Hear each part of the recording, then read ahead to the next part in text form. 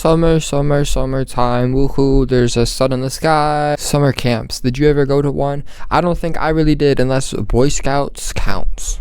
I do know that there were Christian camps, there were Jewish camps, there were concentration camps. There were so many camps going on during the summertime. I wasn't really a part of any of them. I did think that like some band camps were pretty fire though, but I didn't want to go because all the kids that I knew that went did not want to be involved with. So the only summer type of camps I ever went on were just like less than a week long trips to camps that actually were camping though. Not a camp as in like a learning thing, a camp as in like literally camping, like with tents and outhouses and showering with a hose. So that wasn't that fun, but I guess I got to learn outside stuff, which was pretty cool. But I always heard about people in other camps, and I also like watched Bunked. I watched the show Bunked, so I kind of knew what was going on, right? Obviously, that's the most accurate representation of a summer camp. But a few years ago, I truly desired going to a summer camp just with the sole purpose of bonding with one of the leaders. What are they called? The counselors, the camp counselors. That's what I'm thinking of. I always imagined I would be like 14, 13, and there would be some like older teenage baddie working there, and we would bond and hit it off, and then she'd like push me in the lake, but I'd pull her in and then catch her, like some crazy thing like that, and then she'd start drowning and I'd save her, you know, like normal stuff that would probably go on. But sadly that never happened because I never went. So the only option I have now is to be the other side in that role, but I don't think that's a good option. So I'm at a lost cause now. I've just been there in my dreams, I guess. But if I were to make the perfect summer camp, this is how it would go down. Number 1, trampolines. You gotta have trampolines everywhere. If you want kids to be active, that's how you do it. If there's water, put a trampoline by the water. Matter of fact, if you could, put a trampoline in the water too. If there's no water, then that just means more room for trampolines. I honestly think the bed could be a trampoline. The only place I wouldn't want trampolines at is the lunch area because, you know, food and jumping won't mix well. Not a good idea. But every other time of the day, it will be promoted. Another thing I would have at my summer camp would be a scavenger hunt. I assume at camps, you just get food every day. That's not how I'm going to have it. Do you think you're just going to get free food? No. You got to scavenge for it.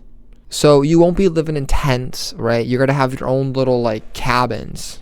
But if you want food, you got to go look for it, gang. We're going to hide it. It's going to be like an Easter egg hunt. There's going to be food with your name on it, but it's not going to be at the table. You know, it might be up in a tree. It might be below a tree. It might be in a tree. It might be not even touching a tree. But it's somewhere, and you got to go look for it. And if you don't find it, I guess you're not eating. Because what? We offered you food. You just had to find it. It was there.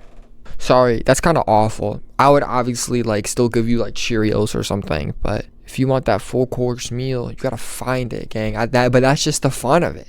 You know, you'll really be motivated because you'll be really hungry. Another thing I would have is charades, campfire stories. So what's gonna happen? Let's say there's 8 people. One person out of the 8 people is going to tell a campfire story, but it is going to be fabricated. It is not going to be a real experience they had. This one person out of the 8 people is going to find another person out of the 8 people and keep them in their mind. They're not going to say them out loud. They're going to have this person in their mind, and that story is going to have to somehow match with that person. So all the other 7 people are going to take turns guessing what person the story is supposed to represent. So let's say there's this random person named Nathan in the group. And let's say he was a bit, you know, off his rocker. He was a bit crazy. So you could do a story where you're like, I was going sicko mode. I was going 200 miles per hour in a little Tykes car. I was whipping it like crazy. That Fisher-Price steering wheel was about to come right off. And then if someone says, Nathan, they got it right, you know, because the story related to Nathan. Although it was a secret, they still picked it up, which means dub. I think that's a fighter game, and it really only works at summer camp, man. I wouldn't want to ever play that at home. But it's like that surface personality type of game. You don't need to know everyone individually to really get it. You just gotta kind of know how they are, and you'd be able to guess them. So I think that would be pretty fun. I think normal campfire stories are stupid. Who's getting scared by those anymore? Not me. Though, we need some types of ways to be scared, though. I think that's just part of it. So I would have like awards. At the last day of camp, there would be an award ceremony where certain awards will get handed out. And the most prized reward is going to be the highest scare. So if you cause the biggest freak out, if you're the reason someone had the biggest scare the whole entire camp, you get that trophy. And that's the one everyone's going for. Everyone's being incentivized by that trophy to come up with the best plan to cause the greatest scare possible. And I want to see it happen.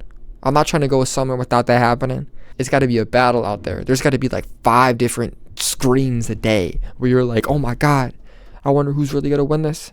They got to replay back all the tapes. They got to run it back just to make sure. Now that's a camp you'll remember. And I want to make it just like that and then keep it like that. I honestly was thinking of adding secret passages, secret like trap doors underneath bushes, secret levers and cabins that lead to like a secret door. Just so many ways for a possible scare to happen, because I think that's the fun. I don't know why I'm going so in depth on just this part, but hey, I just think we need to up the stakes. Campfire stories? What are we thinking? That's not scary. I just want something fire up in here, okay? And it's not a campfire. Obviously, I would do some type of like no electronics rule. I don't know for sure how I would enforce that, because I do know some certain people like me who sometimes use their phone to like write things and not just stay on TikTok, you know? So it might just be this general rule that everyone just kind of is expected to follow. It's just don't waste all your time doing nonsense scrolling and whatnot, right? But I hope the environment would be so fun that people wouldn't even want to anyways. The only time you could ever play Fortnite would be in front of the toilet. We would have flat screen TVs in every bathroom. That's the only time you would ever catch anyone getting a victory royale. If you want to run up duos with someone else at the camp, y'all gotta wait until y'all ready to go number duo. The main activities we will be focusing on at this camp are going to be spike ball, ring around the rosy, duck duck goose, chalk competitions, and duels. Just like the olden days. The last one I'm a little bit iffy about. The more I think about it, I don't know if it's the best idea. But the other 4, we're going all in on. If you don't know what spike ball is, look it up. It's fun. There's nothing really else to add to it. That's just gonna be it. Ring around the rosy is fire because it forces everyone to just get along and think about dying. Duck Duck Goose is cool because like it's the best game that's ever been invented, obviously. But instead of Duck Duck Goose, it's gonna go off of the ugly duckling. Initially, I was gonna go off of like the black duckling, because you know how there would be like the black duck, but I don't think we would put that into terms that would be okay. I'm not gonna go with that. I'm gonna go with the ugly duckling. So instead of being like Duck Duck Duck Goose, I think normal. You're gonna be like beautiful, ugly, and then that's the person who chases you. I'm sorry, that was horrible. We don't have to change the name. Normal Duck Duck Goose is fine. I forgot what the 4th one was, but it was probably really cool and a really smart idea. I think every summer there should also be a award given out for someone who created their own sport or own game. Imagine if in the future you're able to look back at each summer camp and think about the different sports you invented on each one, if that makes sense. Like you guys can all come together and think of like some like way to somehow score a goal, but in a way that's not already done. Maybe like a music room too, so y'all got some bangers to look back on. I think having some stuff to look back on in general is very cool. Just creating things as like a memory. But that would be my summer camp too, or just my own version of a summer camp. Let me know if you got any additions to add or any criticisms. I'd love to have a discussion down below. Subscribe if you want to see more videos just like this one. And like it so more people get to see it. And then lastly, listen to Blakey on all platforms. Blake with a Y. Music. Every platform. Blakey.